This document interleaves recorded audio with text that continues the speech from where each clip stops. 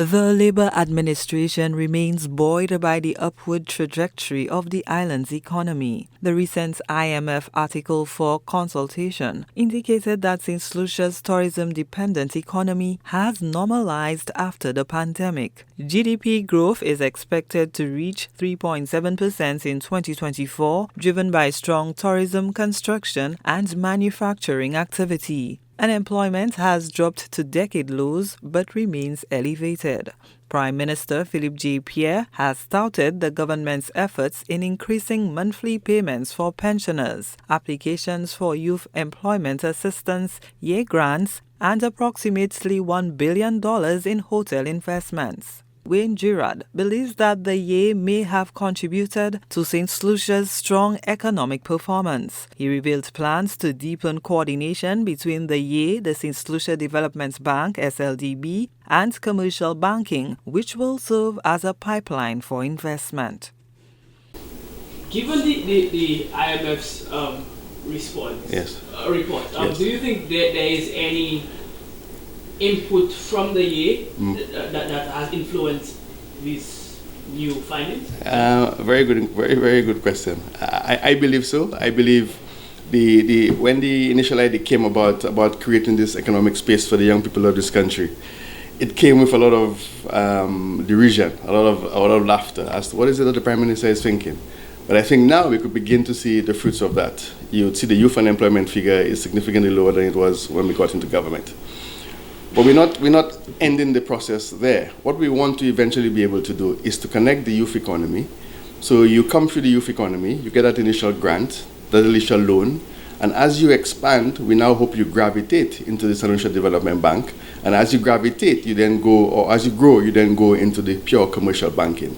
It's a pipeline is what we were trying to create for investment. And I guess everything that you're reading now from the IMF speaks to that vision, that thought that the Prime Minister had. IMF directors welcomed the local authorities' commitment to achieving the regional debt target and recommended the adoption of a sound fiscal rule, further improving the transparency of the Citizenship by Investment CBI program is also important.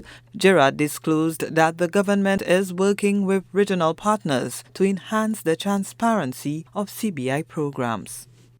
I think there is a consultant that is currently working with the OECS region insofar as putting together a path forward insofar as what more can we do to be even more transparent. I think as we stand at the moment, St. Lucia is very transparent in this process of the CIP. There was a regional meeting which the minister, the AG attended, and I know they're coming up with certain guidelines insofar as how to make it even more transparent going forward. The IMF also called for comprehensive tax policy reform, enhanced tax administration, and improved control and targeting of current expenditures, including the wage bill. Minister for Finance, Prime Minister Pierre, also remains optimistic about further economic growth, but continues to express concern that natural disasters could upend these gains. We could not have had that level of economic development growth if the private sector didn't have confidence in the government of St. Lucia. The private sector had to have confidence to invest. And I'm asking them to invest some more. We had a meeting with the private sector last week, Thursday. We had very good discussions. We're looking at the tax structure. We're looking at the issues as relating to clearing of goods and customs and at SLASPA. That's what we're talking about. I'm excited about St. Lucia. I'm very excited. I feel very optimistic about St. Lucia because I had a majority of St. Lucians. I don't have people in groups, in 10 and 20, making noise. I listen to the majority of people in St. Lucia. I speak to them. I walk the streets. I hear them. I hear about the pensioners looking forward now to get an increase in the minimum in the minimum pensions. They're excited about it. That's what I see in St. Lucia. I don't see a St. Lucia where I see a St. Lucia that is progressing. But I have, as I've made the point before, my greatest concern would be a climate event. That's my greatest concern, a climate event that would derail the country. But I'm very excited about St. Lucia.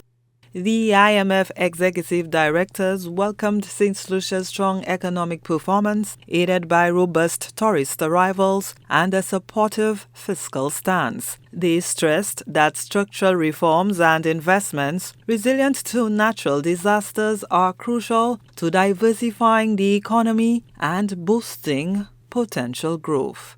Gina Filippi, HTS News Force.